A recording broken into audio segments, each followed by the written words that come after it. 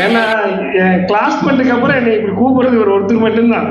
நான் ரொம்ப மகிழ்ச்சியாக ரொம்ப அவரை அதனால இவர் டாக்டர் சொல்லும்போது கூட தலைவர் சொல்லிடுறேன், இவர் யாருன்னு சொன்னால் ஃப்ரெண்டுன்னு சொல்லிக்கிறேன். அடுத்து சொல்லிட்டு இருக்கோம். நம்ம சிறுமதி செல்வராஜுக்கு தான் சொல்லணும். நம்ம மருத்துவர் வரவில்லை என்றால் 100 பேர் அது அந்த வருத்தம் எங்களுக்கு இருக்குது. ஆனால் அவர் முறையாக செய்து கொண்டிருக்கின்றார். தலைவர், துணைத் தலைவர், அவர் என்னென்ன பண்றாரோ அத்தனையோ துணைத் தலைவர் பண்ணி தர்றாரு எங்களுக்கு. அது பெரிய உதவி எங்களுக்கு இருக்குது. எனக்கு சந்திரபிரியாவுக்கும் தெரியும். துணைத் தலைவர், செயலாளர், அடுத்த நாள் கூட வேலை செய்கிறேன். அவர் இதுதான் ஒரு சரியான ஒரு தலைமை பண்புங்கிற. நாம எங்கே இருந்தாலும் நடப்பது நடக்க வேண்டும், அது நடந்துட்டு இருக்கு. அதில் மருத்துவர் சிறப்பு தான். அதுக்காக அழைப்புகள் வந்துருச்சு.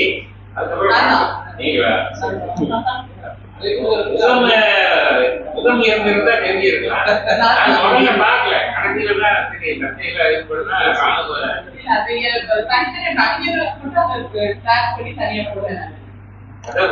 சரி, இன்னும் 2 பேர் பேச வேண்டியது இருக்கிறனால நானும் நேரடியாக கவிதைக்கே வந்துடுறேன். பாகிஸ்தான் நம்மோடு இருந்தது பிரிச்சாலும் கூட இன்னைக்கு இந்தியாவா பாகிஸ்தான் கேட்ட நான் இந்தியான்னு தான் சொல்லுவேன். ஏன்னா என்னுடைய நாடு இல்லையா, அதுக்காக. அதனாலதான் அந்த உணர்வு கவிதை. அந்த எல்லை காத்த எல்லை சாமிகளுக்காக என்னுடைய கவிதை படையல். நீலக்கடல் நிறம் மாறியது, செந்தூரம் போர்த்தியது போல். நீல வானத்தில் வண்ண நிலா வெற்றி திலகமாய் நெற்றியில் சிவப்பாய் மாற ஆசைப்பட்டது. அசுரரை வென்ற செந்தூர் திருச்செந்தூராய் திருப்பெயரானது. அநீதி கொன்று நீதி நின்றதார். அதுபோல் தீவிரவாதம் தீவிரமாய் அழிக்கப்பட வேண்டும், தீவிரவாதம் தீவிரமாய் அழிக்க வேண்டும், தீவிரமாய் வாதம் செய்யக்கூடாது. அதற்கு வெறிபிடித்த மனிதர்களிடம் நெறிகள் ஏது? நரிகளிடம் நியாயம் கேட்கக்கூடாது. தேனிலவு வந்தவன் வானுலகம் போனான், பிள்ளைகளோடு கொஞ்சி விளையாடியவன் கெஞ்சியும் முதலைகள் இறங்கவில்லை. தேனிலவு வந்தவன் வானுலகம் போனான், பிள்ளைகளோடு கொஞ்சி விளையாடியவன் கெஞ்சியும் முதலைகள் இறங்கவில்லை. பகல்காம் தாக்குதல் பகலில் ஒரு இருட்டு, பகல்காம் தாக்குதல் பகலில் ஒரு இருட்டு, பதுங்கு குழியில் ஒதுங்கும் பாம்புகள். பாகிஸ்தான் மீது தாக்குதல் பாக்கி வைக்கக்கூடாது இந்தியா, பாகிஸ்தான் மீது தாக்குதல் பாக்கி வைக்கக்கூடாது இந்தியா. தீவிரவாதம் இருபுறமும் கத்தி, தீவிரவாதம் இருவரும் கத்தி, 2 தேசமும் நாசமாகும், 2 தேசமும் நாசமாகும். காவல் தெய்வம் கருப்பன் கையில் வெட்டறிவார், கருப்பனுக்கும் முனியனுக்கும் முதல் பூஜை, எங்கள் குலதெய்வம் காத்து நிற்பான் என்று. எல்லையில் தூங்கா வீரர்களால் தொல்லை இல்லாமல் தூங்கும் மக்கள், எல்லையில் தூங்கா வீரர்களால் தொல்லை இல்லாமல் தூங்கும் மக்கள். பனியும் குளிரும் கூட உங்கள் பணிக்கு பாதை போடும். எல்லையில் காத்து நிற்கும் எங்கள் எல்லை சாமிகள் எங்களை காக்க எந்த எல்லைக்கும் போகும் காவல் தெய்வங்கள். எல்லையில் காத்து நிற்கும் எங்கள் எல்லை சாமிகள் எங்களை காக்க எந்த எல்லைக்கும் போகும் காவல் தெய்வங்கள். ஆம், அவர்களுக்கு இந்தியா குலதெய்வம், அவர்களுக்கு இந்தியா குலதெய்வம். இந்தியரின் முதல் வணக்கம் இந்த எல்லை சாமிக்கு, இந்தியர்களின் முதல் வணக்கம் இந்த எல்லை சாமிகளுக்கு. நன்றி, வணக்கம்.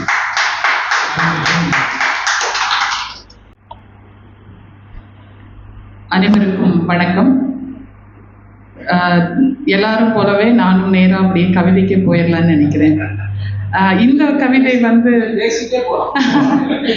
கவிதை பொதுவா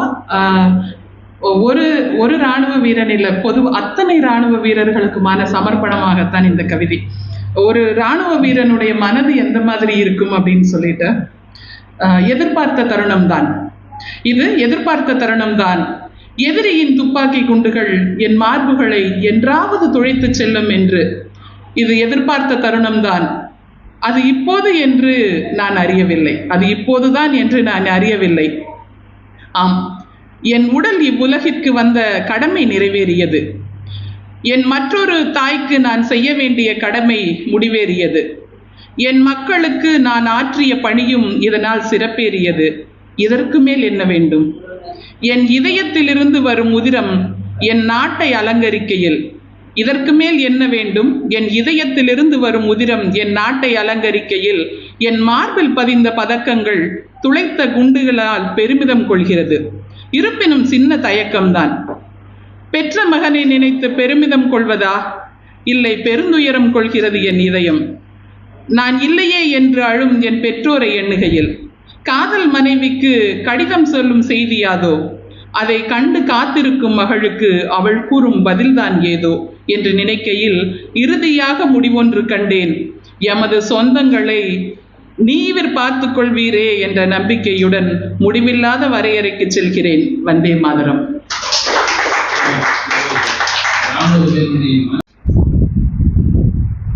அனைவருக்கும் அன்பான வணக்கங்கள்.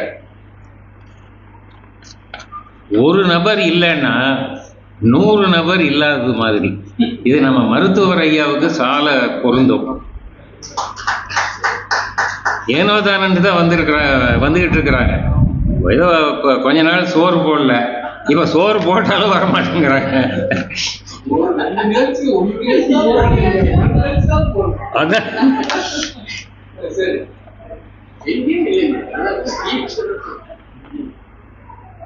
ஊனின்றி உறக்கமின்றி வடக்கில்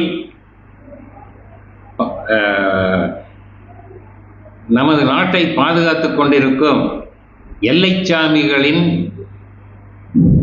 எல்லைச்சாமிகளுக்காய் அவர்களுடைய மனம் குளிர ஒரு வடமொழி பாடல். மேஷாய் तो नहीं, मैं शायद तो नहीं, मगर ये ऐसी जब से देखा मैंने तुझको मुझको शायरी आ गई. मैं शायद तो नहीं, प्यार का नाम मैंने सुना था मगर प्यार क्या है ये मुझको नहीं थी खबर. प्यार का नाम मैंने सुना था मगर प्यार क्या है ये मुझको नहीं थी खबर. मैं तो उलझो रहा उलझनों की तरह, दोस्तों में रहा दुश्मनों की तरह. मैं दुश्मन तो नहीं, मैं दुश्मन तो नहीं, मगर ये हंसी जब से देखा मैंने तुझको मुझको शायरी आ गई. मैं शायद तो नहीं, सोचता हूँ मगर मैं दुआ मांगता, हाथ अपने उठाकर मैं क्या मांगता. सोचता हूँ मगर मैं दुआ मांगता, हाथ अपने उठाकर मैं क्या मांगता.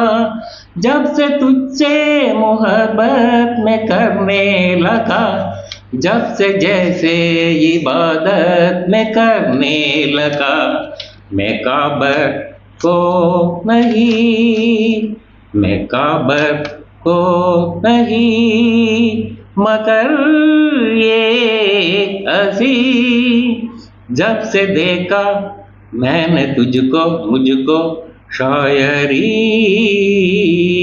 आ गई. मैं शायर तो नहीं. அடுத்து எனது நன்றி. அடுத்து எனது கவிதையின் தலைப்பு கனத்த நெஞ்சத்தோடு. வெள்ளிப் பனிமலை அரணாய் அமைந்து உள்ளம் கொள்ளை கொள்ளும் விருந்து. வெள்ளிப் பனிமலை அரணாய் அமைந்து உள்ளம் கொள்ளை கொள்ளும் விருந்து. துள்ளித் திரியும் மனதை கவர்ந்து துயரை களையும் பசுமை படர்ந்து. கள்ளத்தனமாய் எல்லை கடந்து கலகம் விளைக்க வருவார் மறைந்து. அள்ளித் தின்னும் குளிரில் உறைந்து அதனை தடுக்கும் பயணம் தொடர்ந்து. உதிரம் கலந்த உறவை பிரிந்து உறுத்தும் நினைவுகள் நிரம்பி வழிந்து. உதிரம் கலந்த உறவை பிரிந்து உறுத்தும் நினைவுகள் நிரம்பி வழிந்து. எதிரியை கண்டதும் நெஞ்சம் நிமிர்ந்து எதற்கும் அஞ்சோம் என்னும் துணிந்து. நீரங்கு உறங்காது கண்விழித்திருந்து நாட்டை காக்கிறீர் இன்னுயிர் துறந்து. நாம் இங்கு நிம்மதி பெருமூச்சில் கரைந்து நித்திரை கொள்கிறோம் உங்களை நினைந்து. அந்நியர் நால்வரை வீழ்த்தியது அறிந்து அளவளாவி மகிழ்கிறோம் போற்றி புகழ்ந்து. நம்மில் ஒருவரை இழப்பினும் நொழிந்து நிலைகுலைய வீழ்கிறோம் சோகத்தில் அமிழ்ந்து. அந்நியர் நால்வரை வீழ்த்தியது அறிந்து அளவளாவி மகிழ்கிறோம் போற்றி புகழ்ந்து. நம்மில் ஒருவரை இழப்பினும் நொடிந்து நிலைகுலைய வீழ்கிறோம் சோகத்தில் அமிழ்ந்து. விடை பெறுகின்றீர் விடுமுறை கழிந்து விளங்கிடு வீரென்றும் வீரத்தில் சிறந்து. உயிரிழப்பில்லாது சாகசம் புரிந்து ஊர்த்திரும் விடுவீர் கடமையை உணர்ந்து. கனக்கிறது நெஞ்சம் கண்ணீரில் நனைந்து களிப்புறுகின்றோம் கவலையை மறந்து. கசிகிறது உதிரம் தியாகத்தை சுமந்து கைகூப்பித் தொழுகிறோம் காலடியில் விழுந்து. நன்றி, வணக்கம். பார்த்தீங்கன்னா இந்த என்றென்றும் காதல் அப்படின்னு சொல்லி அதுக்கு பிறகுதான் ஜெயம் ரவி நடித்து ஒரு படமே வந்துருச்சு. அடுத்தது சும்மா காதலை பற்றி எழுதுனா இதில் வார்த்தைகள் வந்து எளிமையாக தான் இருக்கும், இதாக இருந்தால் மன்னிச்சிருங்க. கண்ணும் கண்ணும் பேசும் காதல், காதலர் இருவர் கூடும் காதல், கால்வழிக்க காத்திருந்து கடைசி வரை நிலவும் காதல், கண்ட கண்ட பெண்கள் பின்னே காற்றாடி போல் சுற்றும் காதல், கள்வர் கூட்டம் வந்தாலும் கயவர் கூட்டம் வந்தாலும் கண்ணியமாய் நடக்கும் காதல், காத்திருந்து காத்திருந்து காலமெல்லாம் போக்கிய காதல், கண்டக்டர் முதல் கான்ட்ராக்டர் வரை களிப்புடன் செய்யும் காதல், கல்லூரி வாசலை காதல் தேசமாக காட்டிய காதல், காலை நேரத்தையும் மாலை நேரத்தையும் காண்கின்ற காதல், கவிஞர்களின் உள்ளங்களில் கற்பனையை தூண்டிய காதல், மாம்பழத் தோட்டத்தில் மலர்ந்த காதல், மாண்புமிகு மாணவனை மானசீகமாக மயக்கிய காதல், சோளக்காட்டினில் சொர்க்கமாய் இனித்த காதல், வீரமிக்க இளைஞனை வீரியமிக்கவனாக மாற்றிய காதல், கடற்கரை காற்றையும் அலைகளின் ஓசையையும் ரசித்த காதல், இரும்பு கரம் கொண்டு இழுத்து பூட்டினாலும் உடைத்தெறிந்து வந்த காதல், சாதிமத பேதங்களை சாடிய மனிதர்களை சமாளித்த காதல், என்னவள் முன்னே செல்ல பின்னவள் அவள் காலடியை பூஜித்த காதல், இமய முதல் குமரி வரை இதயங்களை இணைத்த காதல், பனிபடர்ந்த மலையில் தொடர்ந்த காதல், கன்னியர்களை கவர்ந்த காஷ்மீர் காதல், கன்னியர்களை கவர்ந்த காஷ்மீர் காதல், திரைப்பட துறையினரை இயங்க வைத்த காதல், ஆம் என்றென்றும் காதல். நன்றி, வணக்கம்.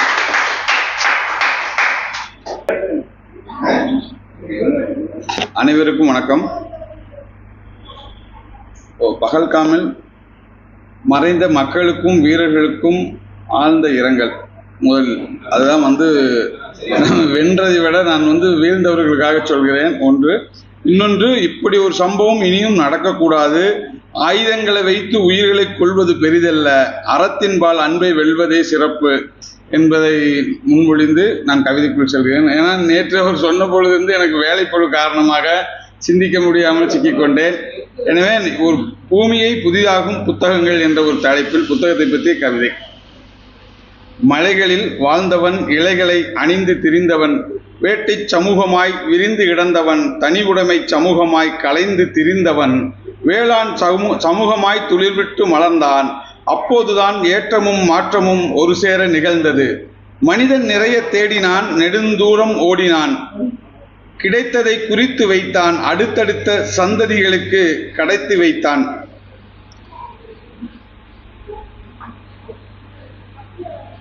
அப்போதுதான் ஏற்றமும் மாற்றமும் ஒரு சேர நிகழ்ந்தது. மனிதன் நிறைய தேடினான், நெடுந்தூரம் ஓடினான், கிடைத்ததை குறித்து வைத்தான், அடுத்தடுத்த சந்ததிக்கு கடத்தி வைத்தான். பூமியின் மாற்றத்திற்கான விதை இங்கேதான். அதன் தொடர்ச்சிதான் பின்னாளில் புத்தகமாய் வெளிவர முன் மொழியப்பட்டதும் பின் அறியப்பட்டதும். புறவெளியிலும் அறவெளியிலும் அகப்பட்ட நூல்களின் வழியேகும் நூலகம் என்னும் அறிவு கருவூலத்தின் மூலமும், கல்வி சாலையில் கூட கிடைக்காத ஞானமும், மனிதாபிமானம் என்னும் மாபெரும் மாண்பும் மிச்சம் இருப்பதும், பகுத்தறிவின் உச்சம் தொட்டதும், நுண் அறிவும் உன் அறிவும் பட்டை தீட்டப்படுவதும் உலகின் உன்னை போற்றப்படுவதும் பூமியை புதிதாய் மாற்றப்படுவதும் எவ்வாறென்று எப்போதாவது எண்ணியதுண்டா? அல்லது அவ்வப்போது உன்னில் நீயே சொல்லியதுண்டா? அது புத்தகத்தின் வழியேதான் நிகழ்ந்தது, நிகழ்காலம் வரை திகழ்ந்தது. தமிழில் முதல் நூல் வெளிவந்து 470 ஆண்டுகள் நகர்ந்த பின்னும் இன்னும் கொஞ்சம் பழமைவாதம் ஒட்டியிருக்கிறது, நம்மை கெட்டியாய் பிடித்து இழுக்கிறது. புதிய புத்தகங்களும் புதிய சிந்தனைகளும் அரிய பல செய்திகளும் தேவைப்படுகிறது. கொஞ்சம் பூமியின் நிறம் மாறவும் புழுதியின் தடம் மாறவும் மனிதன் தடுமாறாமல் இருக்கவும் எழுத்து புரட்சியும் கருத்து புரட்சியும் காலமாய் வெடித்து கொண்டுதான் இருக்கும். அதை ஏற்றுக்கொள்வதால் தான் பூமி தன்னை உருமாற்றிக் கொண்டே வருகிறது. எண்ணங்களாலும் எதிர்பார்ப்புகளாலும் ஏற்றமும் மாற்றமும் நிகழ்ந்து கொண்டிருக்கிறது. இந்த மண்ணும் மக்களும் முன்னேற புத்தகத்தின் பங்களிப்பு அற்புதத்தின் அற்புதம். மண்ணுக்கு தெரியாமலே புத்தகங்களை அலமாரிகளில் அடுக்கி வைப்பது போல் சில நேரங்களில் நம் கண்களுக்கு தெரியாமலே வைத்துக் கொள்கிறோம். எத்தனையோ அறிஞர்களும் எத்தனையோ கவிஞர்களும் எண்ணற்ற எழுத்தாளர்களும் இன்னும் பிற தலைவர்களும் எழுதி தீர்த்த பிறகும் எங்களின் விரலை எழுதுகோலாய் மாற்றிய விஞ்ஞானமே உனக்கு நன்றி. எழுதுகோல் பழுதாகும் வரை எழுதி திரும்ப திருத்தி பார்க்கும் நிலை மாறும். காகிதங்களின் தேவைக்காக மரத்தை வெட்டும் நிலைமை மாறும். இன்னும் மின் இதழ் வழியேயும் எழுத வேண்டி இருக்கிறது. இன்னும் மின் இதழின் வழியேயும் இன்னும் எழுத வேண்டி இருக்கிறது. இந்த பூமி எங்கும் நிறம் மாற துடிக்கிறது. நன்றி. கவிதையின் தலைப்பு நம்பிக்கையோடு நிராகரியுங்கள். உங்கள் சிறகுகளை நம்பிக்கையோடு நிராகரியுங்கள். ஆமா, உங்கள் சிறகுகளை வெட்டுவதற்கு உங்களையே குனிய சொல்பவரை வெகுண்டு எழுந்து விரட்டுங்கள். உங்கள் வளங்களை சூண்டுவதற்கு உங்களையே உழைக்க கோருவோரை எதிர்த்து கேள்வி எழுப்புங்கள். உங்கள் கனவுகளை செழிப்பதற்கு உங்களையே கருவியாக்க முயல்வோரை துணியோடு தள்ளிவிடுங்கள். உங்கள் உயரத்தை குறைப்பதற்கு உங்களை தாழ்த்தி பேசுவோரை நிமிர்ந்து பார்த்து நிராகரியுங்கள். உங்கள் நேரத்தை திருடுவதற்கு உங்களையே குழப்பத்தை ஆழ்த்துவோரை ஒதுக்கிவிட்டு நகர்ந்து விடுங்கள். உங்கள் உணர்வுகளை மிதிப்பதற்கு உங்களை புறக்கணித்து செல்வோரை கவலையின்றி கடந்து விடுங்கள். உங்கள் எல்லைகளை வகுப்பதற்கு உங்களிடமே ஆலோசிப்பவரை உறுதியாக மறுத்து விளக்குங்கள். உங்கள் வாழ்வை கட்டமைப்பதற்கு உங்களை சம்மதிக்க வற்புறுத்துவரை நம்பிக்கையோடு நிராகரியுங்கள்.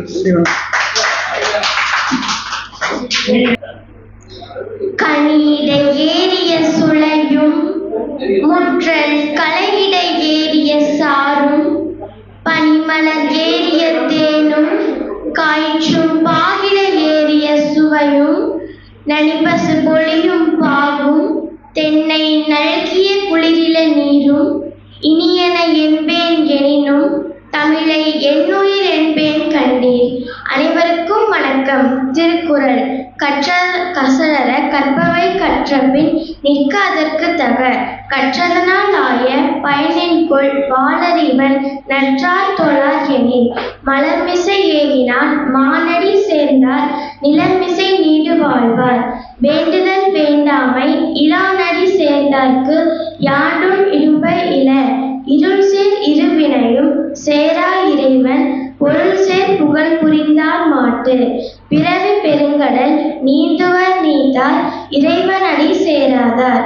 அருள் சேர்ந்து நெஞ்சினாருக்கு இல்லை இருள் சேர்ந்த இன்னா உலகம் புகழ். நல்லாற்றால் நாடி அருளாள்க பல்லாற்றால் தேரினும் அஃதே துணை. பாரதியாரின் நிலவு பாட்டு.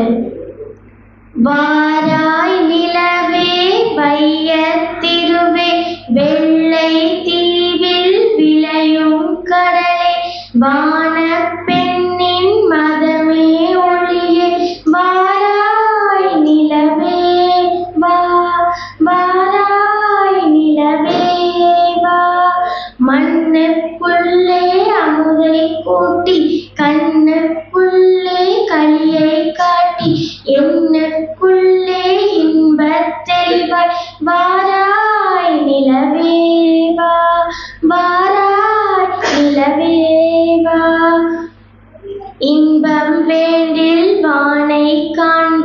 வானொலி தன்னை மண்ணீர் காண்பில் துன்பத்தானோர் பேதமையன்ற வாராய் நிலவேவா வாராய் நிலவேவா அச்சப்பேயை கொள்ளும் படையா வித்தை தேனில் விளையும் கலியாய் வாராய் நிலவேவா வாராய் நிலவேவா. நன்றி, வணக்கம். வாழ்க நிரந்தரம், வாழ்க தமிழ் மொழி, வாழிய வாழியவே. வானம் மலர்ந்தது, அனைத்தும் மலர்ந்திடு, வன்மொழி வாழியவே. ஏழ்கடல் வைப்பினும் தன்மனம் வீசி இசை கொண்டு வாழியவே. எங்கள் தமிழ்மொழி எங்கள் தமிழ்மொழி என்றென்றும் வாழியவே. திருக்குறள் என் என்ப ஏனை எழுத்தென்ப இவ்விரண்டும் கண்ணென்ப வாழும் உயிர்க்கு ஈன்ற பொழுதின் பெரிதுவக்கும் தன்மகனை சான்றோர் என கேட்ட தாய். அன்பிலார் எல்லாம் தமக்குரியர் அன்புடையர் என்பும் உரியர் பிறர்க்கு. துப்பார்க்கு துப்பாய துப்பாக்கி துப்பார்க்கு துப்பாய தூவும் மலை. ஆறுகளின் பெயர் காவேரி தென்பெண்ணை செய்யாறு மொய்யாறு பொங்கும் பொருணை நொய்யல் வைகை எங்கள் ஆறு. பாலாறு தேனாறு தென்னாறு ஐயாறு கொங்கு பவானி கொள்ளிடம் யாவும் எங்கள் ஆறு. காவேரி தென்பெண்ணை செய்யாறு மொய்யாறு பொங்கும் பொருணை நொய்யல் வைகை எங்கள் ஆறு. பாலாறு தேனாறு தென்னாறு ஐயாறு கொங்கு பவானி கொள்ளிடம் யாவும் எங்கள் ஆறு. அட்டாறு அடப்பாறு அமராவதியாறு அடையாறு ஐயனாறு கோவில் நீராறு. வெட்டாறு வெண்ணாறு கூனூனாறு சித்தாறு குண்டாறு கருவல் நீராறு. காவேரி தென்பெண்ணை செய்யாறு மொய்யாறு பொங்கும் பொருணை நொய்யல் வைகை எங்கள் ஆறு. பாலாறு தேனாறு தென்னாறு ஐயாறு கொங்கு பவானி கொள்ளிடம் யாவும் எங்கள் ஆறு. அக்னி அரசல் அரசியல் அம்புலி அகரம் அர்ஜுனா அரணி சூரன் கோட்டமலை கல்லாறு கூகும் கொடுவன் குடுவை கொடுவன் கடுமுள் நடந்தாய் வாழி காவேரி எங்கள் மண்ணின் தாயே நீ வாழி. நடந்தாய் வாழி காவேரி எங்கள் மண்ணின் தாயே நீ வாழி. நெய்யாறு நூலாறு கொசுத்தடக்குட முருட்டியாறு காட்டாறு சாத்தையாறு கோதையாறு மணிமுத்தாறு மலட்டாறு கோட்டங்குடைக்கரை பொட்டனாறு ஓடம் போக்கி கருடன் நோட்டும்.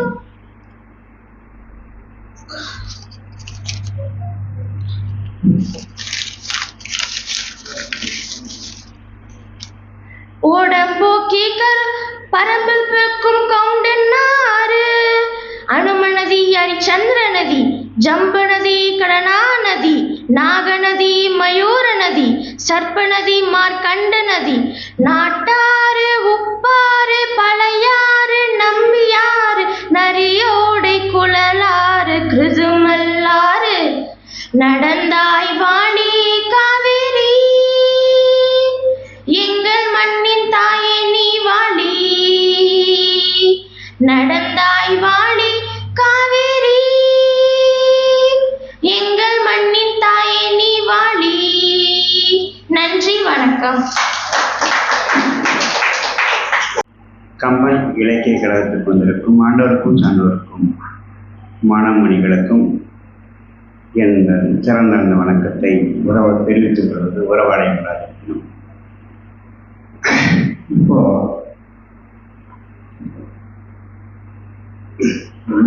கடவுள் மனிதனாக பிறக்கவே சரி மன்னிச்சிருங்க, இந்த பாடம் வானம்பாடி. இங்கே நான் மனிதன் என்பவன் தெய்வமாகலாம் வாரி வாரி வழங்கும் போது வள்ளலாகலாம் மெழுகு போல தன்னை உருக்கி ஒளி வீசலாம். மனிதன் என்பவன் தெய்வமாகலாம். வாரி வாரி வழங்கும் போது வள்ளலாகலாம். மெழுகு போல உருகி ஓடி வழி வீசலாம். அங்க வாழையை கூட பாந்து தன்னை தியாகியாக்கலாம் என்று சொல்வார்கள். இந்த வரிக்கு சொந்தமானவர் யார் என்று யோசித்தோம். அப்படி யோசித்த போது உண்மைதான், ஊருக்காக வாழ்ந்தவர்கள் சிலைகளானார்கள், உறவுக்காக வாழ்ந்தவர்கள் துறவியானார்கள். அவர்கள் இன்றும் மறக்க முடியாத துறவிகளாக அவர்கள் வாழ்ந்து கொண்டிருக்கிறார்கள் என்பதுதான் இன்றைய செய்தி. யார் அவர் என்றால், ஆமாங்க, குரலும் நானும் என்ற ஒரு புத்தகத்தை எனக்கு அன்பளிப்பாக கொடுத்தது அப்துல் கலாமையோட பேரன் ஒருவர் கொடுத்தார். அந்த புத்தகத்தை நான் வாசிக்க வேண்டி வந்தது. முதலில் ஒரு செய்தி என்னை ஆச்சரியப்படுத்திய செய்தி தான். 2005 அவர் பதவி ஏற்கிறாரு. 2005 பதவி ஏற்றுக்கொண்ட இவர் செய்த விளைவு என்னன்னு கேட்டீங்கன்னா, ஒரு சீன நாட்டுக்கும் நமக்கும் உள்ள அந்த உட்பூசல்களை, உட்பகையை கொஞ்சம் குறைக்க வேண்டும் என்று விரும்புகிறார். அப்பொழுது அவர் என்ன செய்கிறார் என்றால், அந்த சைன நாட்டில் யூகி என்ற ஒரு கவிஞரை கூப்பிட்டு, சைன கவிஞர் யூகி என்பவரை கூப்பிட்டு, இந்த திருக்குறளை நீங்கள் மொழிபெயர்த்துக் கொடுங்கள், சைன மொழியில் மொழிபெயர்த்துக் கொடுங்கள், அதை நான் உங்கள் நாட்டில் வந்து வெளியிட வேண்டும் என்று கோரிக்கை வைக்கிறார் அப்துல் கலாம் அவர்கள். ஆம், இவர் 2005 இந்த கோரிக்கை வச்சாரு. 2009 அந்த 4 வருஷம் கவிதை எழுதி அந்த திருக்குறளை சைன மொழியில் மொழிபெயர்த்து அந்த யூகி என்பவரும் முடித்து விட்டார். அதாவது தைவான் நாட்டில் தைபேசி என்ற நகரிலே இந்த கவிதை தொகுப்பு வெளியிடப்படுகிறது. அங்கே அந்த யூகி என்ற அந்த கவிஞர் சொன்னார், என்னை அப்துல் கலாம் அவர்களும் திருக்குறளும் என்னை தூங்கவே விடவில்லை 4 வருடமாக. ஆனாலும் கூட நான் உற்சாகம் இருக்கிறேன். ஏனென்றால் அதில் காணப்பட்ட கருத்துக்கள் அத்தனையும் பொன்னான கருத்துக்கள். அதை 2 நாடுகளுக்கும் ஒற்றுமை ஏற்படுத்த வேண்டும் என்ற உயர்ந்த நோக்கத்தோடு அப்துல் கலாம் அவர்கள் என்னிடத்தில் கொடுத்தார். ஆனால் நிச்சயமாக செய்வேன். இதையே அவரே இந்த 1000 பிரதிகளை கொண்டு வந்து நான் கவிதை வெளியிடும்போது சைனா நாட்டில் வெளியிட வேண்டும் என கேட்டுக்கொண்டார். இவரும் தன்னுடைய பதவி காலம் முடிந்தவுடன் 2011 போய் 1000 பிரதி, அதாவது யூகியோடைய அந்த மொழிபெயர்ப்பு அந்த திருக்குறளை 1000 பிரதிகளை வெளியிட்டு விட்டு வந்தார். ஆக மொத்தம் அவர் சொல்லும்போது என்ன சொன்னார்னா, என் இந்திய நாட்டுக்கும் சைன நாட்டுக்கும் ஏனோ உட்பகை இருந்து கொண்டே இருக்கிறது. அந்த உட்பகை தவிர்ப்பதற்காக இந்த புத்தகங்கள் வெளியிடப்பட்டது என்றால் எனக்கு மிக மிக சந்தோஷம் என்கின்ற வார்த்தையை சொன்னார் அப்துல் கலாம் அவர்கள். சரி, இது ஒரு முதல் கருத்து. 2வதாக இதை பார்க்கும்போது இந்த மனிதன் என்ன செய்திருக்கார், ஒரு நாட்டினுடைய ஜனாதிபதி பொறுப்பை உணர்ந்திருக்கிறாருங்க. விஞ்ஞானியின் பொறுப்பை மட்டும் இல்லை, ஜனாதிபதியின் பொறுப்பை கூட தானாக உணர்ந்திருக்கிறார். அடுத்த வழியாக வர்றாரு பாருங்க. இவர் நம் சன் டிவியில் ஒரு ஜனாதிபதியாக இருந்தபோது ஒரு பேட்டி எடுக்கப்படுகிறது. அந்த இவரை பேட்டி எடுப்பதற்கு சிறந்த ஆள் யார் என்று அந்த சன் டிவி நிறுவனம் முடிவுக்கு வருகிறது. அப்பொழுது நடிகர் சிவகுமாரை எடுத்து வைத்தால் நன்றாக இருக்கும் என முடிவெடுத்தார்கள். அப்போது அந்த திறப்புலாவுக்கு வந்த அவர் என்ன சொன்னார் என்றால், அந்த ஆண்டு விழா, அதாவது குறிப்பாக சொல்லப்போனால் ஏப்ரல் 1ன்னு நினைக்கிறேன், அந்த ஆண்டு விழாவில் சன் டிவியோட ஆண்டு விழா என்று சொன்னார்கள். அப்பொழுது அவருக்கு சொன்னார், முஸ்லீம் மதத்திலே பிறந்த நான் கிறிஸ்தவ மதத்தின் வழிபாடான மெழுகுவர்த்தியை கொண்டு இந்து மதத்தின் வழிபாடான அங்கே இந்த அகல் விளக்கை இந்த கொத்து விளக்கை நான் ஏற்றுகிறேன் என்று அங்கும் கூட தன் வார்த்தையை மிக மென்மையாக, மிக ஆழமாக சொல் வல்லமையோடு வெளிப்படுத்தியவர் அப்துல் கலாம் அவர்கள். அது மட்டும் இல்லைங்க, என்னன்னா பேட்டி எடுத்தாங்க.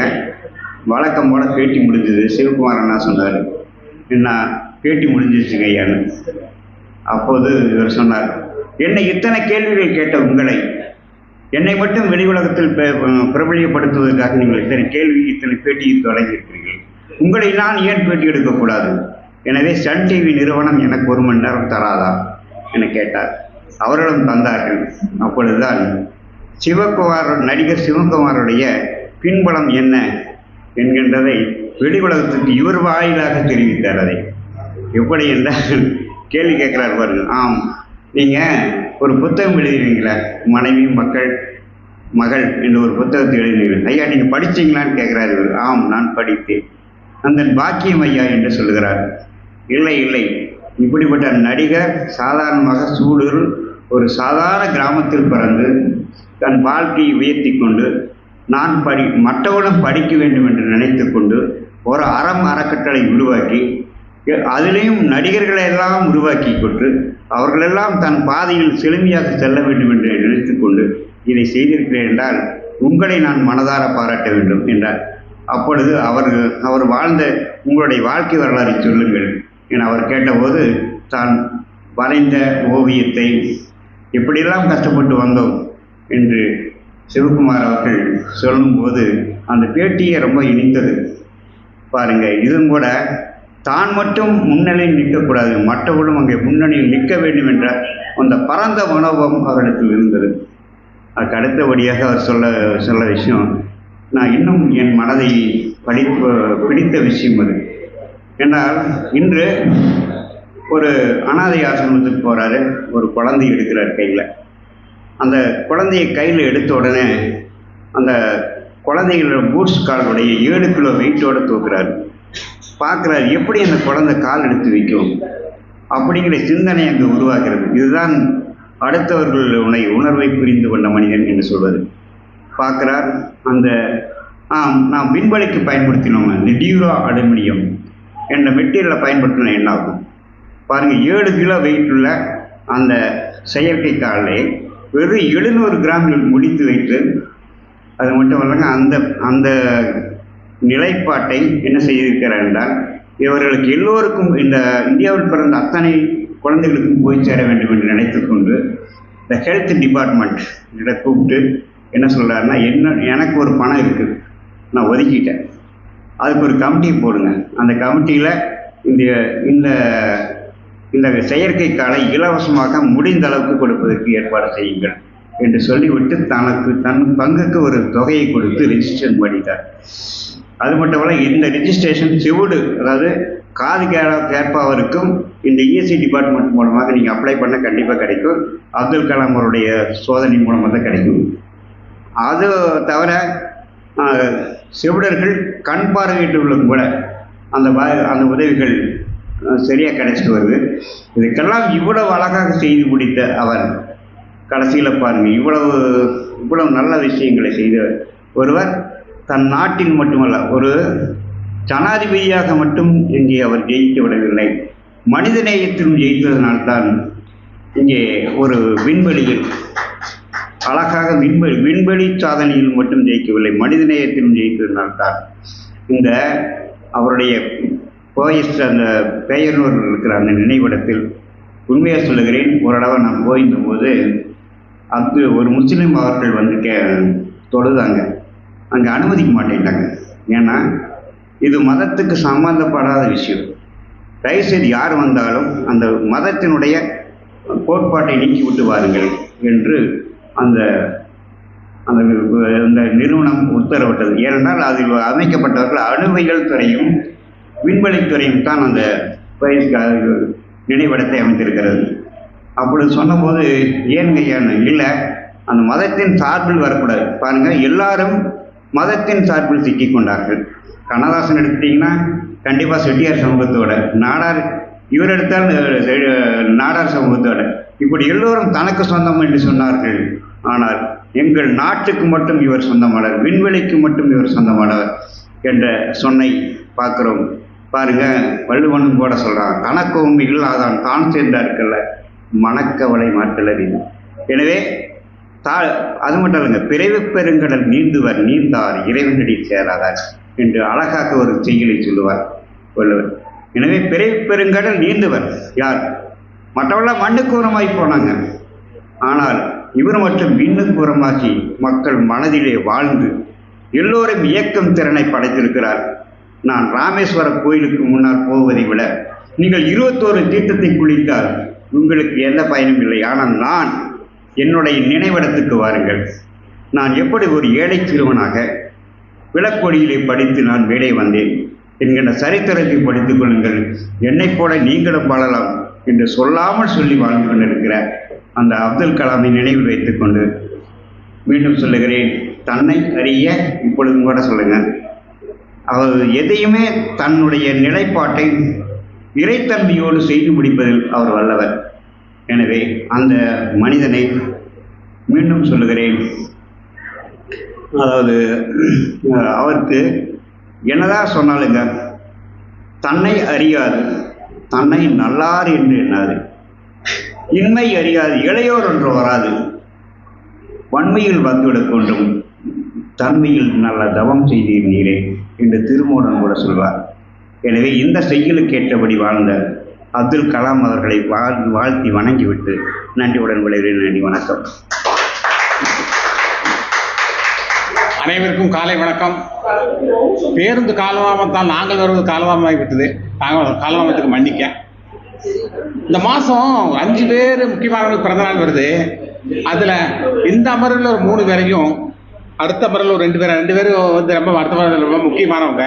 அதனால் இந்த அமர்வில் ஒரு 3 பேரை பற்றி சொல்லலான்னு நினைக்கிறேன். காகிதம் மில்லத் எல்லாரும் கேள்விப்பட்டு நினைக்கிறேன். அவருக்கு அடமொழி என்னன்னா கண்ணியத்திற்குரிய காகிதம் மில்லத்னு சொல்லுவாங்க.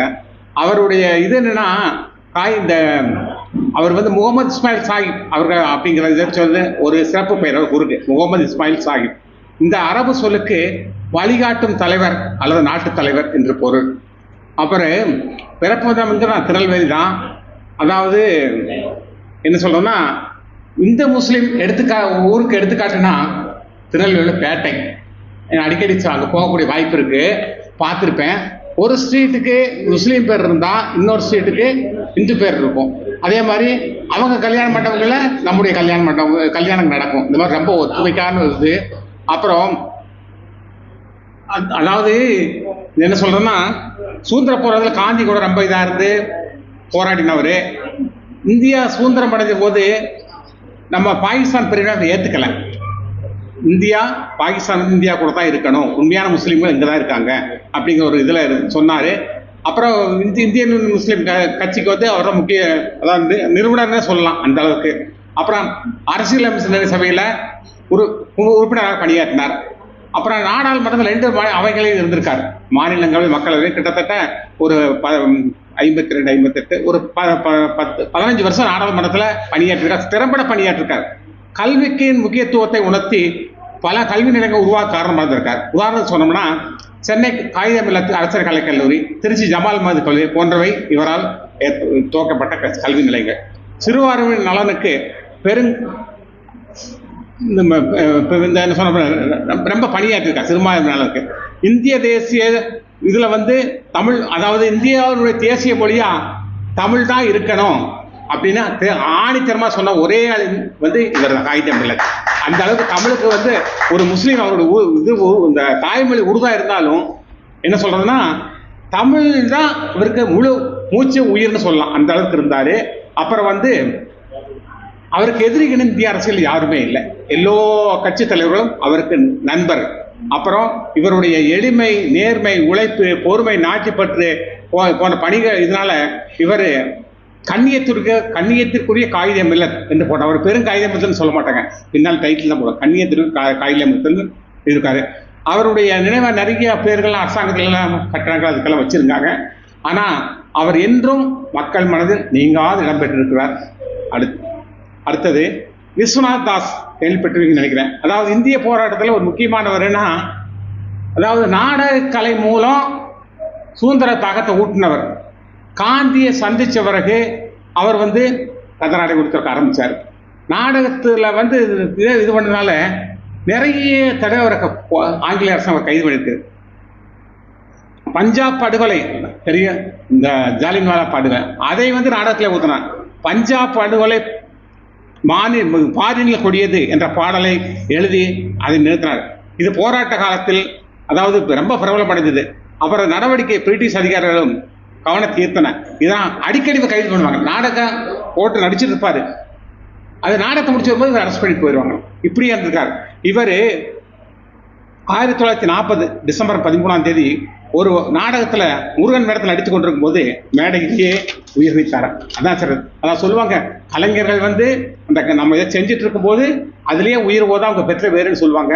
ஆனால் இந்திய அரசியல் என்ன, இவருடைய பங்கு இவர் மாதிரி யாருமே இந்த நாடகத்துக்கு மூலம் மக்கள் மத்தியில் உணர்ச்சி சுதந்திர வாழ்க்கையை தூண்டுறது யாரும் இல்லை அப்படிங்கிற மாதிரி தெரியுது. அடுத்தது கக்கன் எல்லாத்துக்கும் தெரியும், தமிழ்நாட்டில் மிகவும் முக்கியமான அரசியல் ஒருவர். நேர்மை, எளிமை மற்றும் தன்னலமற்ற சேவைகள், அதுக்கு ஒரு எடுத்துக்காட்டுன்னு சொன்னால் இவர் தான் சொல்லணும்.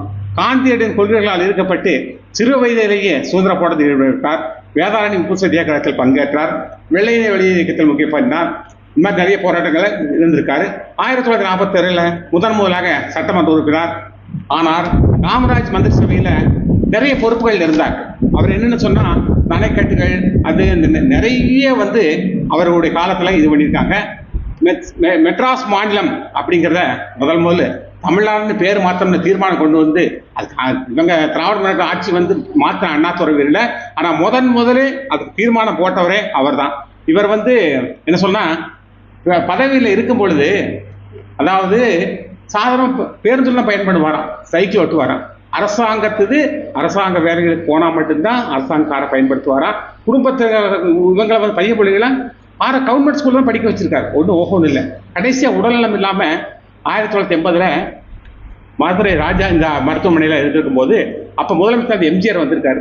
எம்ஜிஆர் கக்கன் ஜெனரல் வார்டில் இருக்காரு. போய் பார்த்து தனி ரூம் ஏற்பாடு பண்ணாரு.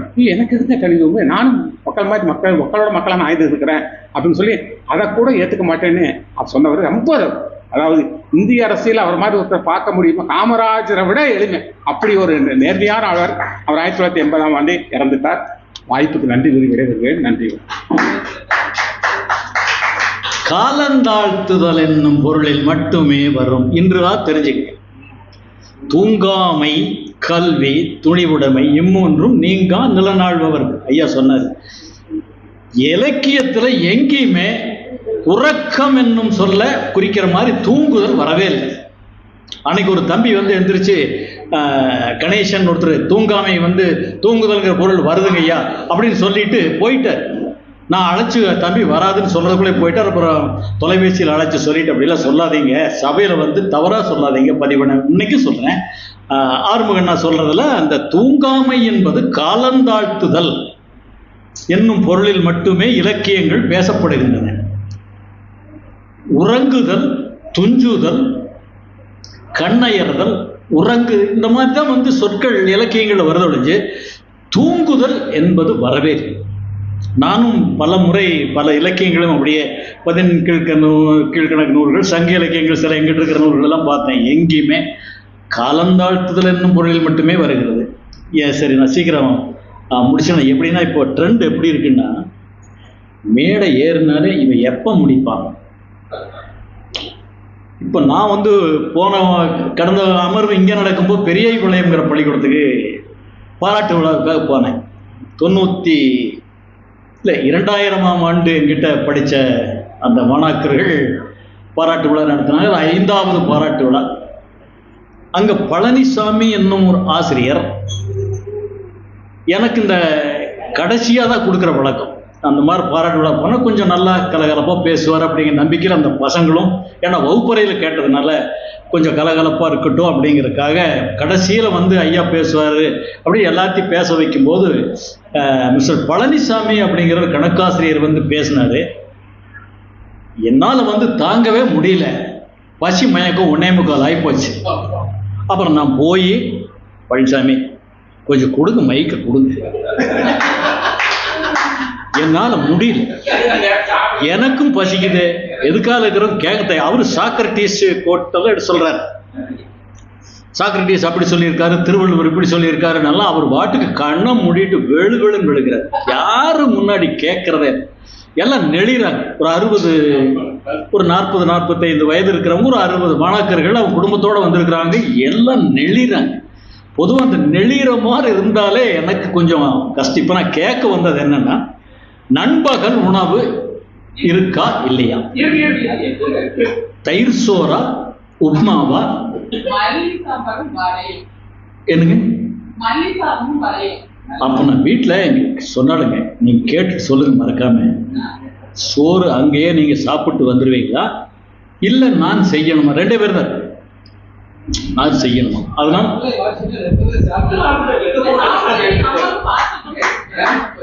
ஏன் நானும் அவ்வளவு நல்லா இருக்கிறது உங்களுக்கு பிடிக்கலைங்களா?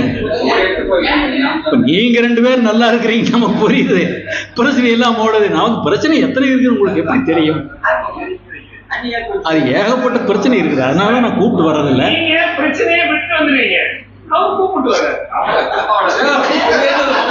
ஆனா ஆறுமுகம் ஏன் ஆறுமுகம் அவங்க துணைவியோட வர்றதில்லைங்கிற உண்மை எனக்கு பட்டவர்த்தனமா சொல்லிட்டாரு. எனக்கு ரொம்ப மகிழ்ச்சி.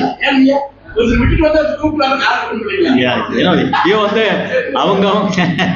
அவங்க எப்படி இருக்குன்னு நம்ம சொல்லிக்கிறோம், அவ்வளவுதான். ஒருத்தர் சாப்பிட்டு வந்துடுறேன், மல்லி சாப்பாட்டை விட்டுறலாமா? இல்ல, உப்மாவுன்னா நான் போயிடலான்னு பார்த்தேன். மல்லி சாப்பாடுன்னு சொன்னதுனால நான் வந்து இல்ல, மல்லிங்கிற ஒரு சீரியல் 2 பேரும் பார்த்துட்டு இருக்கோம் இரவுல சன் டிவியில. அதனால அந்த மல்லியும் இந்த மல்லியும். ஆமாங்கண்ணா, கரெக்ட். சரி, செய்திக்கு வந்துடுறேன். ஏன்னா ரொம்ப நேரம் வந்து பேசிட்டு இருந்தா அதுவும் சரியா இருக்காது. பாரதியாருடைய நூல்ல இருந்து ஒரு செய்தியை சொல்லி விரைவாக நான் முடிச்சார். பாரதியார் இந்த மனிதர்களை எப்படி வகைப்படுத்தியிருக்காரு, நீங்க ஏதாச்சும் கேள்விப்பட்டிருக்கீங்களா? இல்லைங்கல்ல, இன்னைக்கு சொல்ல போறேன். 4 கோணங்களில் கோட்டை இருக்கும். கோட்டை கொத்தளம்ங்கிற 4 கோணங்களில் இருக்குங்களா? பஞ்ச கோணங்களில் இருக்கிற ஒரு கோட்டை.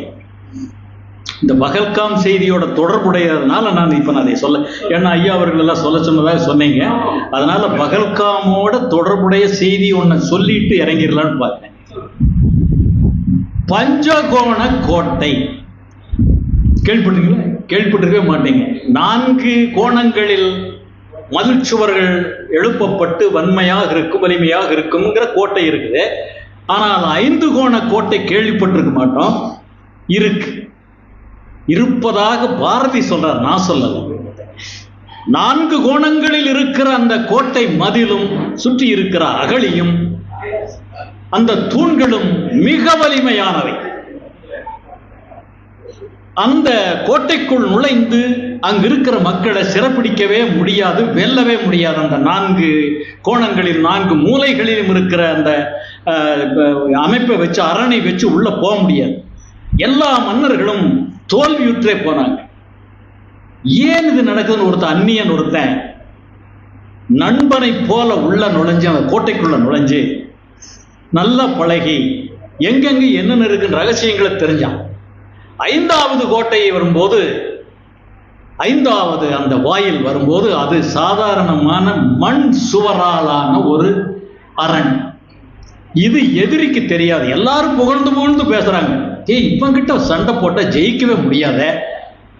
ஒவ்வொரு தடவையும் தோத்து போய் ஒவ்வொரும் புலம்புறாங்க. இவன் மட்டும் போய், இது அரண்மனை, இது அந்தப்புறம், இது அரசன் தங்குமிடம், சேவகர்கள் தங்குமிடம் எல்லாம் தெரிஞ்சுட்டு இது மண்ணாலான சுவர், யாருக்குமே தெரியாதுன்னு அந்த ரகசியத்தை சொன்னான். உடனே இவன் வெளியே போய் படையை திரட்டிட்டு வந்து அந்த மண் சுவரின் மூலமாக உடைச்சு உள்ள வந்து இருக்கிற செல்வங்களை எல்லாம் அள்ளி கொண்டு போனான்.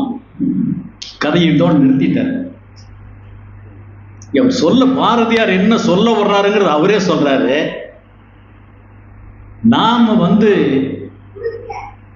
அந்தணர், அரசர், வணிகர், வேளாளர், இந்த 4 வருணங்கள், 4 கோட்டைகள் சுவருக்கு 4 பக்கம். பஞ்சமர் என்ற ஒன்று இருக்குது. பஞ்சமர் அப்படிங்கிறதுக்கு என்ன பொருள் தெரியுங்களா உங்களுக்கு? நம்ம இதுவரை தெரிஞ்சது இல்லைங்கல்ல. சொல்றாங்கல்ல, பஞ்சமர், பஞ்சமி நிலம் அப்படின்னு எல்லாம் சொல்றாங்க இல்லைங்களா? அதுக்கு என்ன சொல்றாருன்னா, பஞ்சம்னா 5. இந்த பஞ்சசீல கொள்கை, பஞ்ச நதி, எல்லாம் பஞ்சம்னா இன்னொரு பொருள் வறுமை. வேறு சில இடங்களில் தாழ்த்தப்பட்ட மக்கள், இந்த பஞ்சம் இருக்கிறதுக்கு பொருள் சொல்றாரு பாருங்க, தாழ்த்தப்பட்ட மக்கள், தீண்டத்தகாதவர்கள், பட்டியலினத்தவர், சாதி, சமூகம், பொருளாதாரம், அரசியல் ரீதியாக மிகவும் ஒடுக்கப்பட்டவர்கள், இவங்க தான் பஞ்சமர். பாரதி காலத்திலேயே இது இருந்திருக்கு. இவர்களை விட்டு போட்டு அரசர், அந்தனர், வணிகர், வேளாளர் இந்த 4 பேர் மட்டுமே வளமாக வாழ்ந்தார்கள். பஞ்சமரை நாம் ஒதுக்கிவிட்டோம். அப்படி இருக்கக்கூடாது. பஞ்சமர்களையும் நாம் சேர்த்து கொண்டுதான் வாழ வேண்டும். அப்பொழுதுதான் நாடு வலிமையாக இருக்கும் என்னும் கருத்தை 100 வருஷத்துக்கு முன்னையே நான் சொல்லல, பாரதியார் சொன்னார். ரொம்ப சிறப்பான அது அந்த அவர் கதை எழுதியிருக்காரு. பஞ்சகோண கோட்டை அப்படின்னு ஒரு கதை. அந்த கதையை நாமெல்லாம் எப்படி ஒற்றுமையா இருக்கணும் அப்படிங்கிறதுக்காக சொன்ன கதை. கடைசியாக ஒரு நகைச்சுவை ஒன்று சொல்லிட்டு இறங்கிடுறேன். இப்போ மக்களை எப்படி அவர் பாகுபடுத்த நேரம் இல்லாதனால அந்த நான் தோத்துட்டு வந்தெல்லாம் சொல்லலை. எப்படி மக்களை அவர்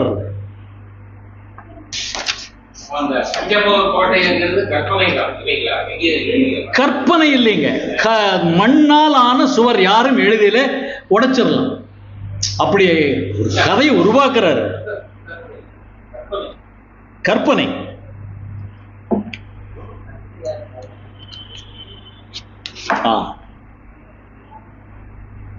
நம்ம மனிதன் எப்படிதான் மனசை இப்படி உட்கார்ந்து யோசனை பண்ணாருன்னு தெரியும்.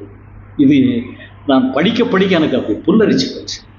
நம்மை நாம் கவனிக்கும் இடத்து எத்தனை விதமான மிருகங்களாய் இருக்கிறோம் என்பது தெரியும் அப்படின்னு சொல்லிட்டு, வஞ்சனையாலும் சூத்திரத்தாலும் சமயத்திற்கேற்ப பலவிதமான கபடங்கள் செய்து ஜீவிப்பவன் நரி.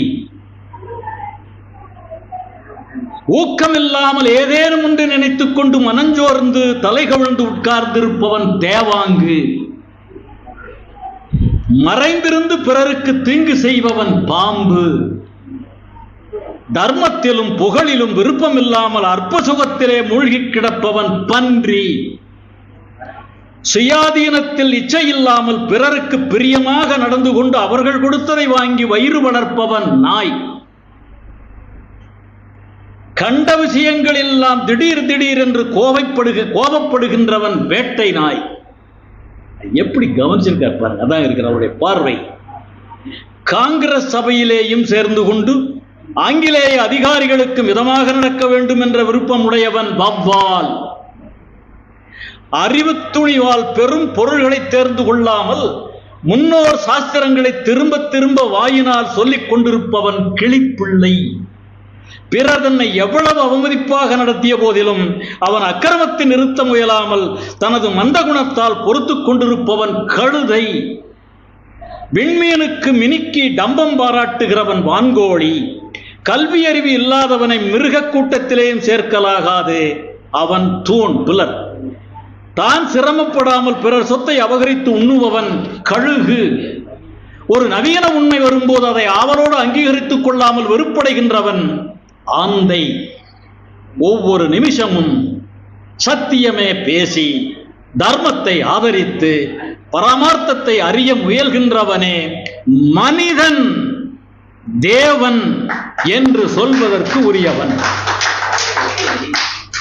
இதை உங்கள் போல ஒரு வக்கீல் ராமலிங்கம் இல்லை, இது நூலாசிரியர் ராமலிங்கம்னு இலக்கிய சுடர் ராமலிங்கம் கேள்விப்பட்டிருக்க வக்கீல்.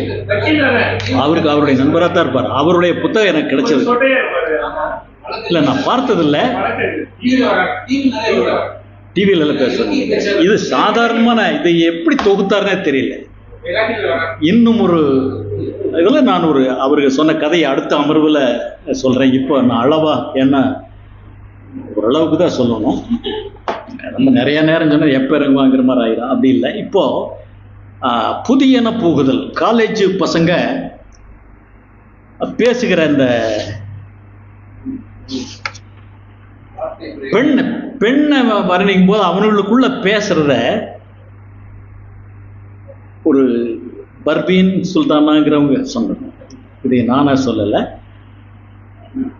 மாப்பிள்ள கிள்ளிட்டா மச்சான், கிள்ளிட்டா மச்சான் அழகு, மரண மாசுடா, பின்னிட்டாடா, கிளப்பிட்டாடா, என்னங்கிற இந்த அழகு என்னங்கிற இவனுக்கு பேசுறது, நாஸ்திடா நாஸ்திடா, நெஞ்ச நக்கிட்டாடா, இந்த அழகு பூந்து விளையாடிட்டாடா, நைஸ் மாப்பிள. பிரின்சிபால் பார்த்தார், ஏழே என்னடா பண்ணிட்டு இருக்கீங்க சார்? திருக்குறள் காமத்துப்பால், அதுல ஒரு குறளுக்கு அர்த்தம் சொல்லிட்டு இருக்கோம். அணங்குகொள் ஆய் மயில் கொல்லோ கரங்குளை மாதர்கள் மாலும் என் நெஞ்சு. எங்க பேராசிரியர் சொன்னது எங்களுக்கு பிடிக்கலைங்க சார், புரியல. இப்ப புரிஞ்சுட்டாங்க. திருக்குறளுக்கு அர்த்தம் மரண மாசுடா, பின்னிட்டாடா, அணங்குகொள் தெய்வ மகளோ, ஆய் மயிலோ, வானுலகத்திலிருந்து அனுப்பப்பட்ட ஆராய்ந்து அனுப்பப்பட்ட மயில் போன்றவனும், கனங்குளை மாதர்கள் பொன்னாலான சிறந்த அணிகலன்களை காதிலே அணிந்திருக்கின்ற பெண்ணும், மாலும் என் நெஞ்சு, என் நெஞ்சம் மயங்குகிறது. இதை நாம் இப்படி பொருள் சொன்னா அவனுக்கு விளங்காதுங்கிறனால தான் அவனுக்குள்ள என் பெண்ணிட்டிடா மாசுடா, மரண மாசு மாப்பிட, புதியன புகுதல். நேத்து நான் ஒரு சொல்ற, மனைவி கணவனை கலாய்க்கிறதும் கணவன் மனைவியை கலாய்ப்பதும் உண்டு. கொஞ்சம் மாறியாத்தான் இருக்கும், மன்னிச்சுக்கணும். என்னடி நேத்து என் கனவுல ஒரு பொண்ணு வந்தா அப்படின்னு, தனியா தான் வந்திருப்பாள அப்படின்னா பொண்டாட்டி, அது எப்படி உனக்கு தெரியும்? அவன் புருஷன் தான் எங்க கூட இருந்தானே. ஏய், முருகனுக்கு 2 பொண்டாட்டி, ஜாக்கிரதையா நடந்துக்க என்கிட்ட. ஏன்னா என்ன அந்த நிலைமைக்கு தள்ளிடாத. யோ, பாஞ்சாலிக்கு 5 பேர் ஞாபகம் வச்சுக்க, வாய் அடைக்கிறது.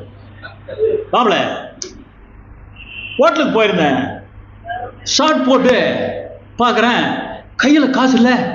ஹடாப்பா, அப்புறம் பர்சலத்தை எடுத்து கொடுத்தேன். சாதாரணமாக கையில் காசு இல்லைங்கிற அந்த இதைய கையில் காசே தங்க மாட்டேங்கிறத ஒரு ஜோக்கா சொல்கிற மாதிரி நினச்சிட்டு அவங்க இப்படியெல்லாம் இந்த இளம் வயது வாலிபர்கள் அவங்ககிட்ட இருந்து நிறைய. ஒருத்தர் என்னுடைய நண்பரே சொன்னார், சாதாரண பேச்சுக்கு கமெண்ட் அடிப்பார், உடம்பு பாறை மாதிரி இருக்குது அப்படின்னு, நல்ல விளையாண்டா உடம்பு நல்லா பாறை மாதிரி இருக்கும் அப்படின்னு நாங்கள்லாம் சொல்லிட்டு இருக்கும்போது அவருடைய உடம்பு நல்ல, உண்மையிலேயே அரவிந்தன் பேர் அவருடைய உடம்பு நல்லா கல்லாட்டு இருக்கும். நீங்க ஒரு பக்கங்க ஐயா, ஒரு நாள் நான் குமிஞ்சு கால் தேய்ச்சிருக்கிறேன், ஜம்சார் பாறைன்னு நினைச்சு துணியே பாருங்க சார். இந்த டைமிங்ஸ், அதனால பகல்காம் ஒற்றுமைதான், ஒன்றுபட்டால் உண்டு வாழ்வு, நம்மில் ஒற்றுமை நீங்கிடில் அனைவருக்கும் தாழ்வு. நாம் ஒன்றுபட்டு தான் நின்னோம், ஆனாலும் ஒன்றுபட்டு வென்றோம். ஒரே ஒரு பாட்டை சொல்லி நிறைவு செஞ்சிட்டுங்களா? ஒரு இந்த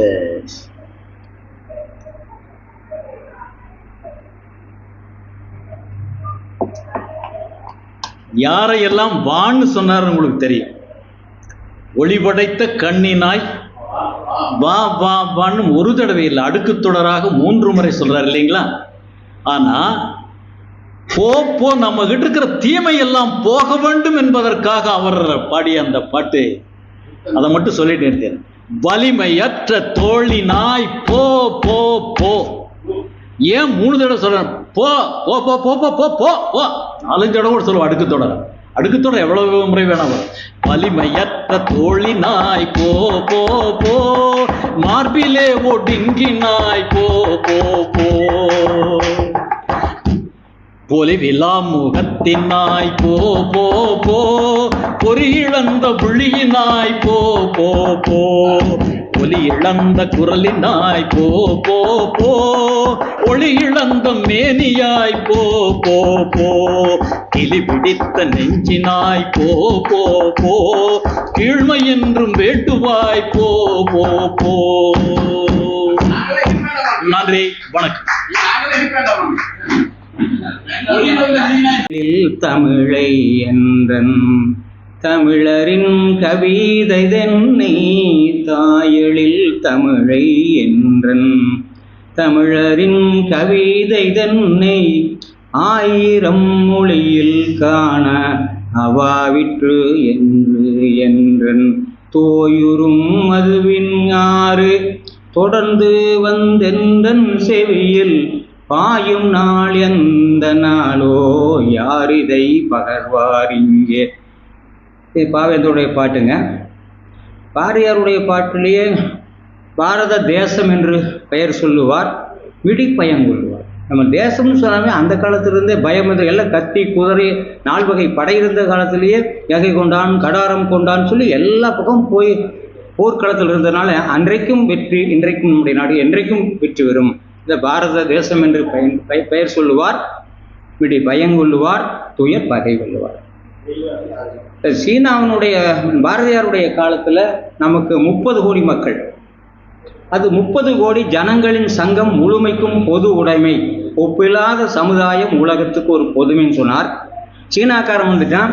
அப்ப நமது நாட்டின் ஜீவசக்தி 4-10 கோடி மேல், அப்படி 40 கோடி இருக்கு. பாரதியார் கூட ஒரு சந்தேகம் வந்துருச்சு. பாட்டில் ஒரு இடத்துல சொல்றாரு, சீனத்தாராய் விடுவாரோ பிற தேசத்தார் போர்பல தீங்கிழைப்பாரோ. 1920 வாக்குலயே சீனாக்காரன் மனசுல வச்சுட்டாங்க. சீனத்தாராய் விடுவாரோ பிற தேசத்தார் போர்பல தீங்கிழைப்பாரோ. பிற தேசத்தார் பார்த்தா நமக்கு பகல்காமில் வேலை நடந்தில்லைங்க. அதுதான் பிற தேசத்தாரெலாம் அவங்க தான். அந்த பக்கம் இந்த பக்கம் கொஞ்சம் இருக்கிறாங்க. அதை அன்னைக்கிலிருந்து இன்னைக்கு வரைக்கும் கவனமாக வச்சுருக்கக்கூடியதுனால நம்ம நாடு அந்த மாதிரி திறமையாக இருக்குதுங்க. அதில் இப்போ நான் திருக்குறளுக்கு நேரம் வந்துடுறேன். திருக்குறளில் நம்ம ஏறத்தாழ 38 அதிகாரங்களை கம்பன் கலைக்கூடத்தில் தொடங்கி இந்த வாய்ப்பை பெற்று அறத்துப்பால் முழுவதும் ஒரு 38 அதிகாரத்தை நம்ம முடிச்சிட்டோம். இனி ஒரு 70 அதிகாரம் இருக்குது பொருட்பால். அப்புறம் நம்ம பால் ஒன்று இருக்குது, காமத்துப்பால் ஒன்று இருக்குது, அது ஒரு 25 அதிகாரம். ஆமாம், மொத்தம் 133ல் 38ங்கிறது ஒரு பெரிய இது. அடுத்த வாரம் கூட விழா எடுத்தால் சரி, இப்போ விழா எடுக்கணுங்கிற அவசியமும் இல்லை.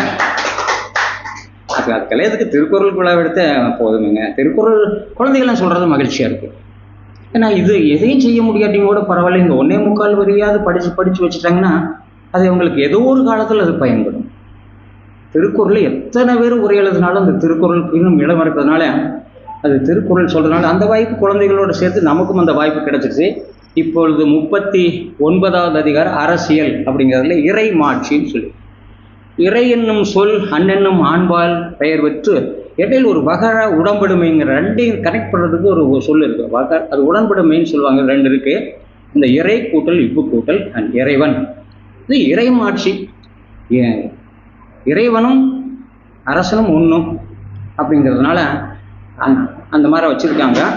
இப்போ நமக்கு மாட்சி என்பதற்கு மாண்புன்னு சொல்கிறாங்க. மாண்பு என்ற சொல்லுக்கு 5வது அதிகாரத்தை திருக்குறளையே மனைத்தக்க மாண்புடையல் ஆகிங்கிற போது மாண்பு என்பதற்கு நல்ல குணம், நல்ல செயல், இதை மாட்சிங்க. மாட்சி மாண்பு எல்லாம் ஒன்று தானுங்க. இறை மாட்சி அரசனுடைய சிறப்புகளை சொல்லுதல். ஒரு 6 எண் சொல்கிறார். அரசனுக்கு வேண்டியது ஒரு 6. 1 படை நம்மகிட்ட இருக்குதுங்க. பெரிய படைகள் நம்மகிட்டலாம் வந்துச்சு. இப்போ உலகம் நாளைக்கு வந்து பயப்படக்கூடிய அளவுக்கு படை இருக்குது. இதனால் படை செருக்குன்னு ஒரு அதிகாரம். ஆமாம், படை செருக்கு வேற நமக்கு இருக்குதுங்க. படை எப்படி இருக்கும்னு சொல்லி நிறையா திருக்குறள் எல்லாமே இருக்குதுங்க. இல்லாததில் ஒன்றும் இல்லைங்க. படை, குடி, நல்ல குடிமக்கள், நல்ல குடிமக்கள். ஏன் உள்ளுக்கு வந்து கொஞ்சம் பேர் அப்பப்போ ஏதோ ஒன்று பண்ணிட்டு இருக்காங்க, அப்படி இருக்கக்கூடாது. நம்பிக்கையான குடிமக்கள் இருக்கணும்.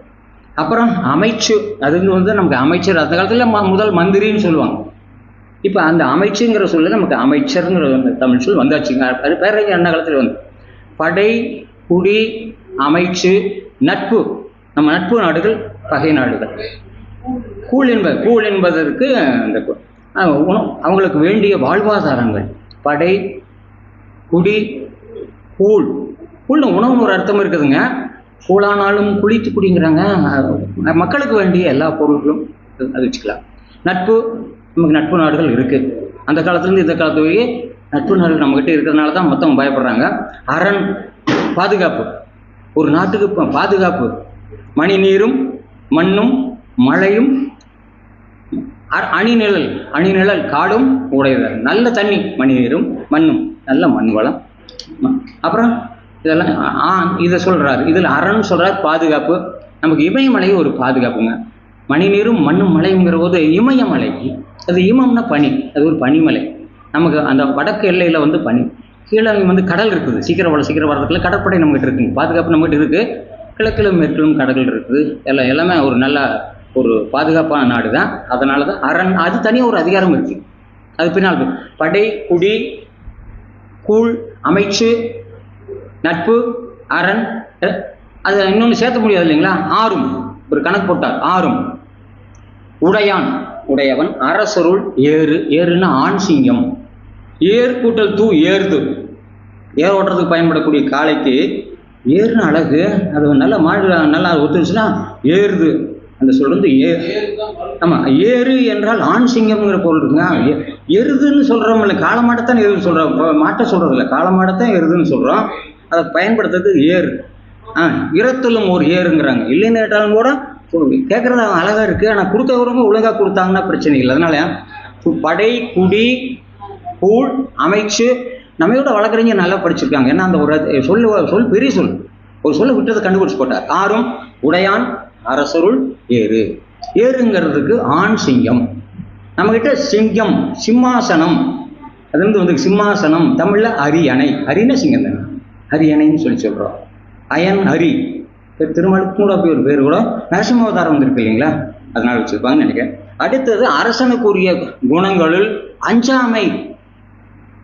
ஒரு இடத்துல பயப்பட்டான் லுத்ரகுமார்னு ஒருத்தர், இதில் நம்ம பாண்டவர்களுடைய சரித்திரத்தில் அதெல்லாம் ஒருத்தன் பயப்பட்டு இருந்தான்.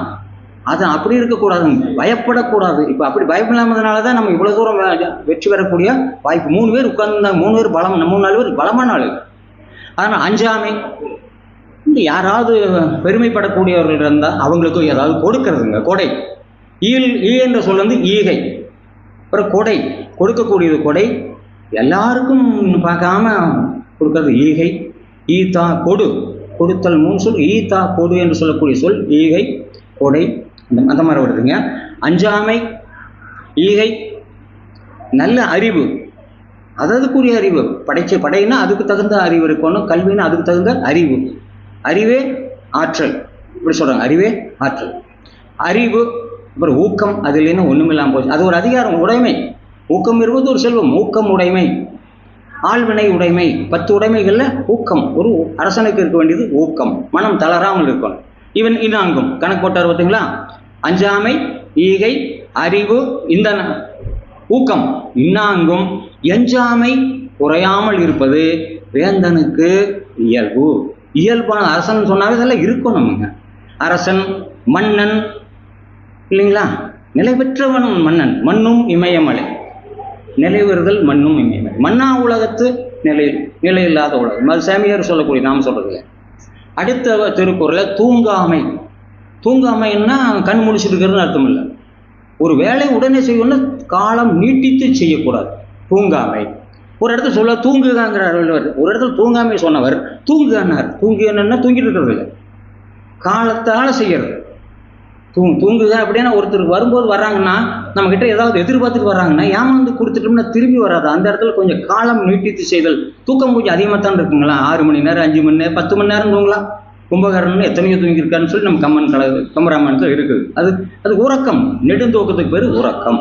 துயில், அறிதுயில், தூக்கம், நிறைய சொல்லியிருக்காங்க. நம்ம தமிழ் தானுங்களா. தூங்காமை. அப்புறம் கல்வி. அடுத்தது யார் நம்ம பேச போகிறோம்? அடுத்து 40வது யார்? இது 39, 40 கல்வி தானுங்க. அடுத்து கல்லாமை 41, கேள்வி 42, வரிசையாக வருதுங்க. அது 3 தொடர்புடையது. கல்வி, நல்ல கல்வி. தூங்காமை, அரசனுக்குரிய இந்த போர் திறம், சிறந்த பயிற்சியும் இருக்கும். அது கல்வி. துரோணாச்சாரியார் அவங்களாம் அதைத்தான் சொல்லி கொடுத்தாங்க. தூங்காமை, கல்வி, துணிவு உடைமை. அங்கே ஊக்கமுடைமை மாதிரியே துணிவுங்கிறது ஊக்கத்தோடு திடீர்னு எந்த நேரத்துக்கு தயாராக இருக்கிறது. திடீர்னு ஒரு துணிவே துணைன்னு சொல்லி தமிழ்வாணன் சொன்னாங்க.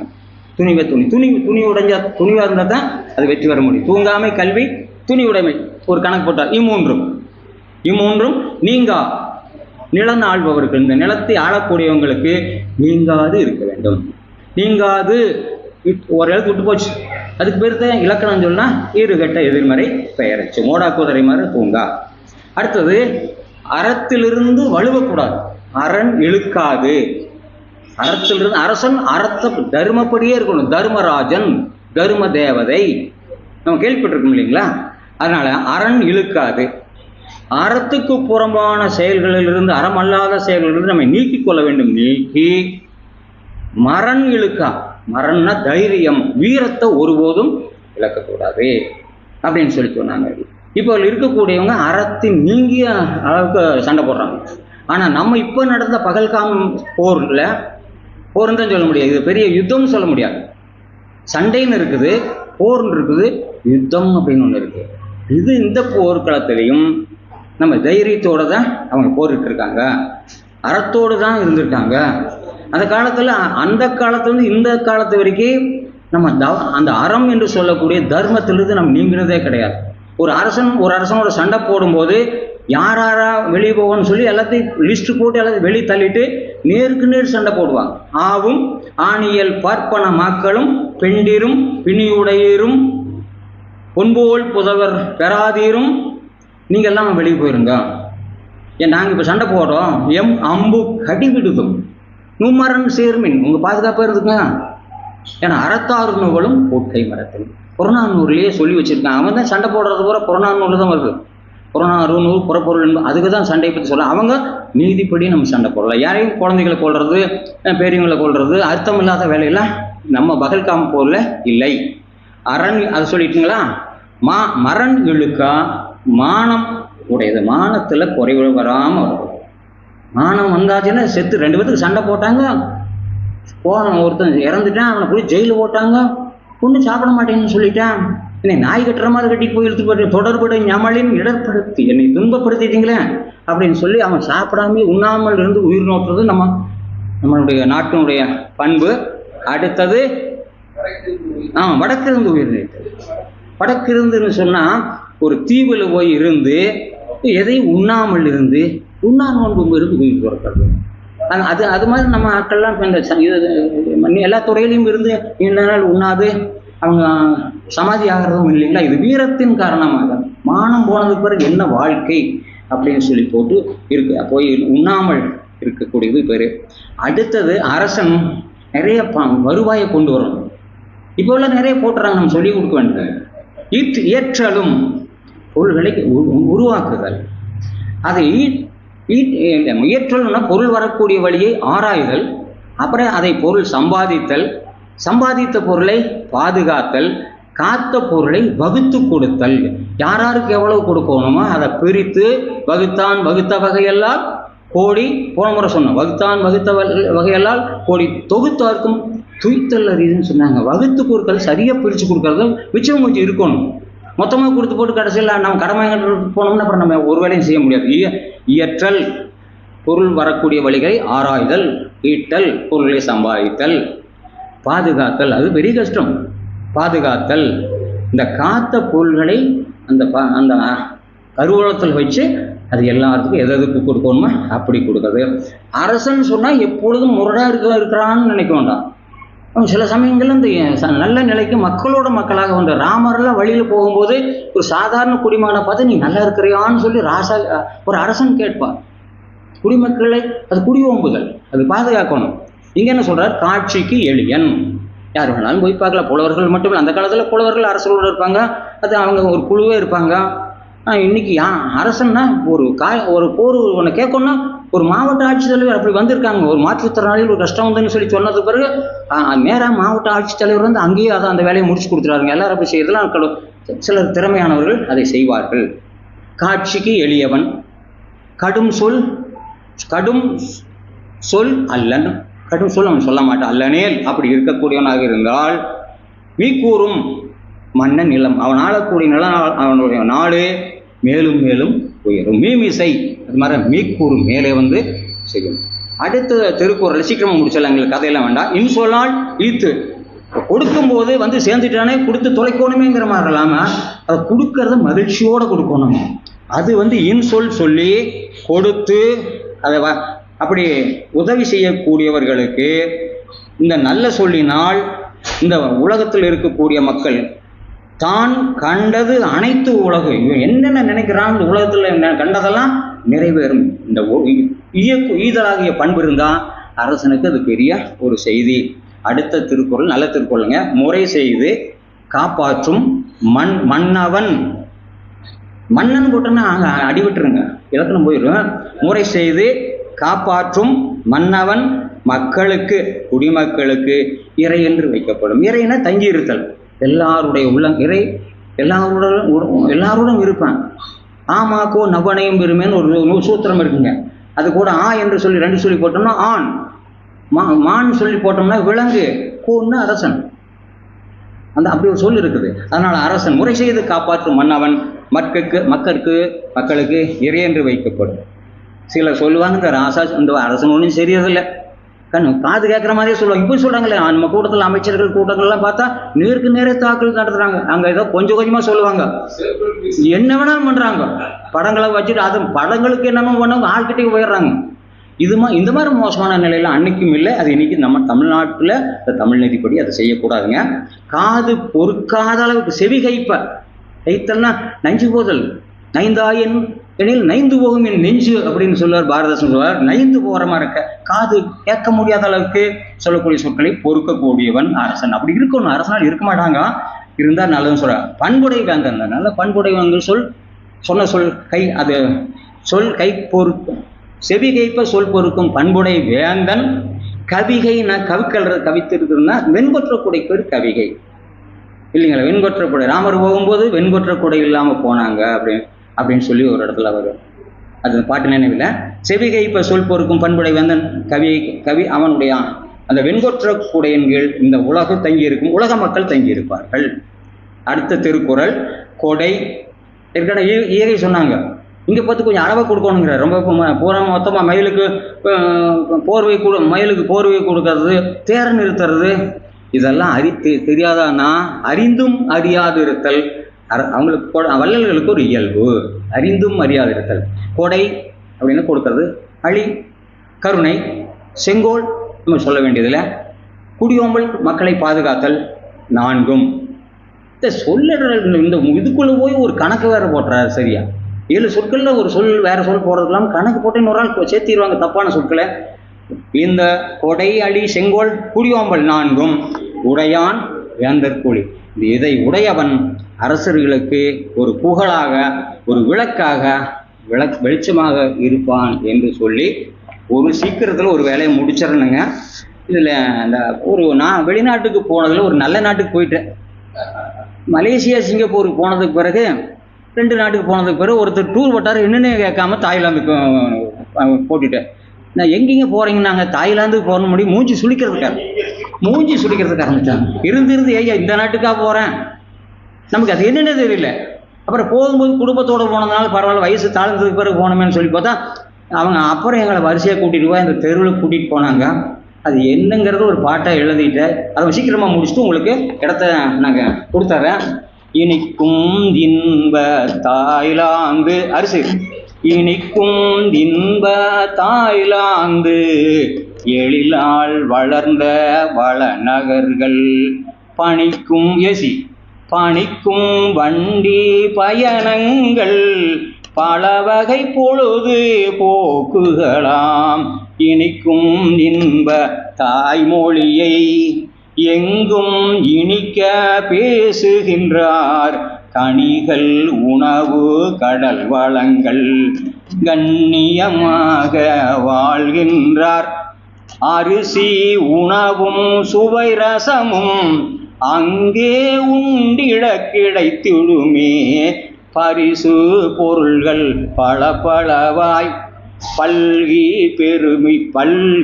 பெருகி விலை கேட்கும். தரிசு நிலங்கள் வீணில்லை, தண்ணீர் கடல் நீர் பயன்பாடே.